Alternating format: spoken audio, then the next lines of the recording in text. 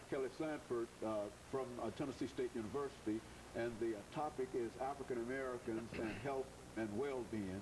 And we are especially concerned with the African American male in reference to this study that he's doing. And of course, Dr. Sanford, let's pick up where we left off the last time.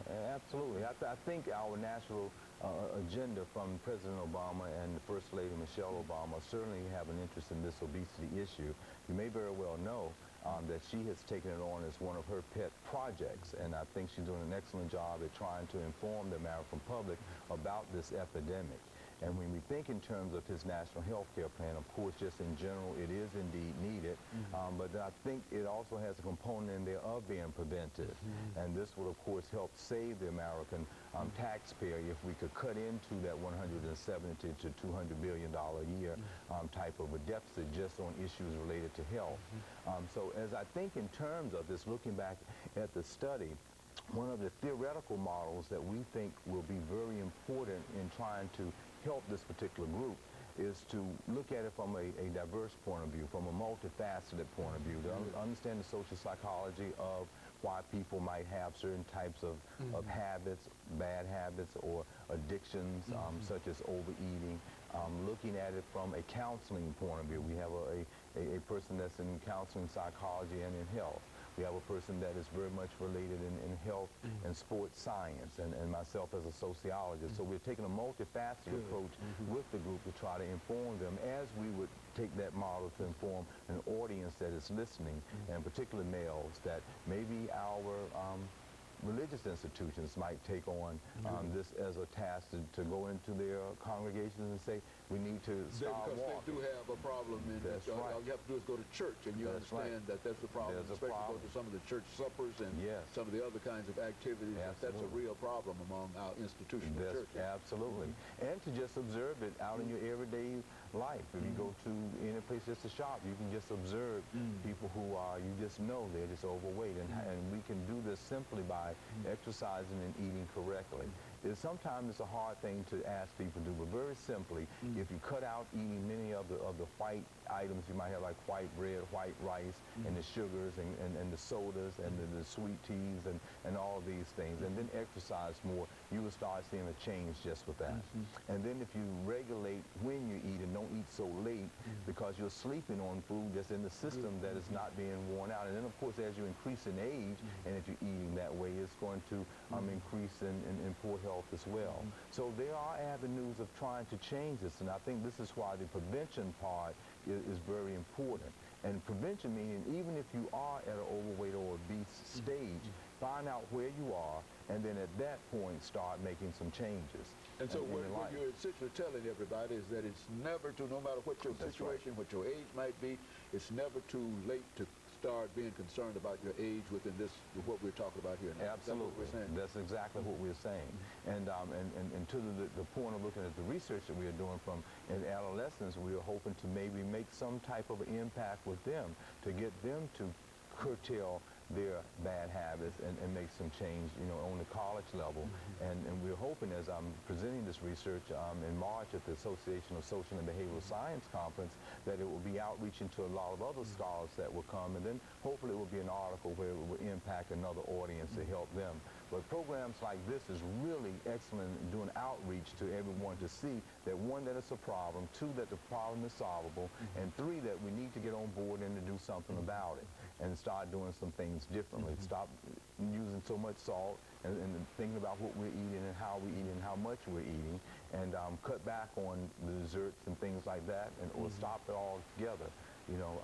And in many of my presentations that I use myself as an example, I was at 250 at one time with 48 weights, and I had to stop and realize that, hey, I have to start changing and doing something different. Now I'm at a 36. And so, you can change and do something. Impact on your own. When we talk about institutions, and I think you're dealing with an educational institution, but what about the food services and situations in those, a presence of Coke machines, yes, right. I understand exactly what you mean.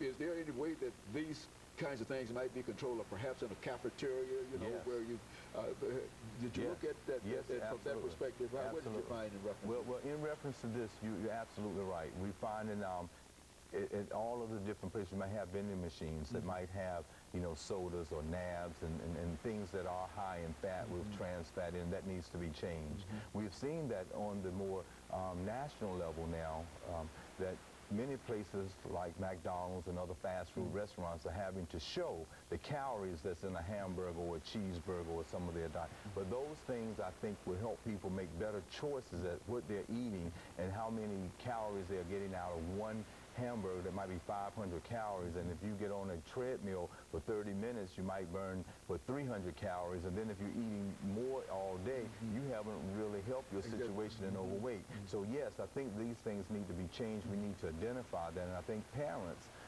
for younger children need to understand that they need to not allow their children to eat at these vending machines, and if we're not doing it, they'll take them away. But yes, I think a lot of attention has been focused on that. I think here in the state of Tennessee, I've heard our governor and our mayor talk about this as an issue, and indeed they are wanting to try to change some of the things within the school systems for better eating. But it's not a school system problem. I want to be perfectly clear from a sociological point of view. It's a home problem, and we have to change what's going on at home. The kids that are on the bus going to school are not getting obese by being there because they've changed PE. It's at home. And what we're eating there and what we're not eating there correctly and what we're not doing is exercising. The data actually shares that if you see an obese child, about 50% of the time there's going to be one obese parent within that particular family. You see, so there's this endearing relationship that's going on that is causing the child to eat and overeat, and we're living in a sedentary society where instead of them exercising, they're playing with video games and doing those types of things rather than riding their bikes or running, climbing a tree or running up a hill, having fun doing that. They're abstractly thinking they're improving on something by getting a higher score, sitting down at the television with video games. So this is one of the causal factors related to it. I tell you. And yes. Well, it seems to me that it's almost, well, as we've said, it's a personal responsibility kind of thing. And if a parent is not concerned with it, it's almost impossible to have a child because the parents are fixing the food and making provisions for the food. That's right. And if they themselves are not conscious of it, are overweight and et cetera, then the child would almost automatically fall into that same kind of situation that they're in. That's true. Do you find that? That's what we find very clearly. And then it's even much more difficult if you think about on the college level where I'm doing the research, because when people go back home for Thanksgiving, if I was able to change their attitudes about doing this, and they go home for grandma and mom and dad have cooked the Thanksgiving dinner, and how dare you think you're not going to eat some of this? Who you think you are? So it's this intergenerational. That's right. Pies, the cakes, and the whole thing. And basically eliminates all of the efforts that you've made in that's right. trying to improve their So life. it's intergenerational, and so we really have to focus in on it, and everything eats in moderation. If you even on at festive occasions, you might overdo it a little bit, but do it in moderation and be conscious of it, and then go out and take your walk after you've done it.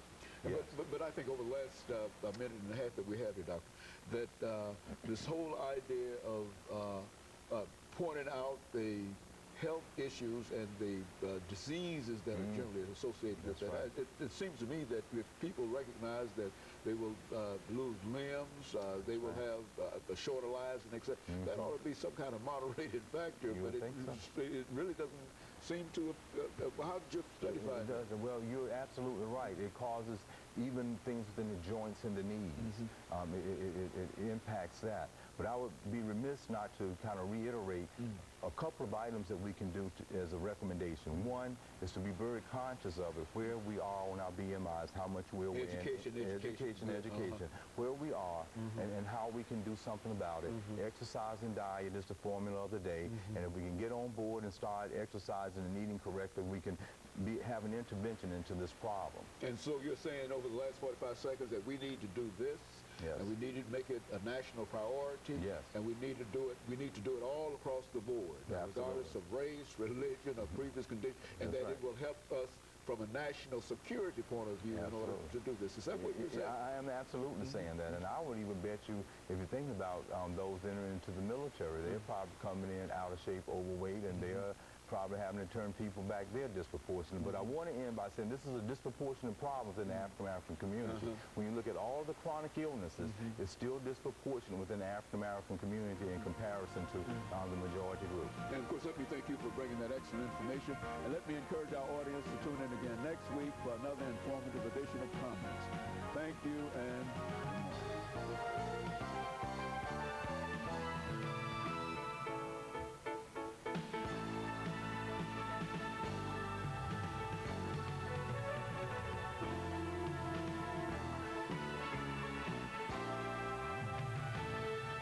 log on to CW.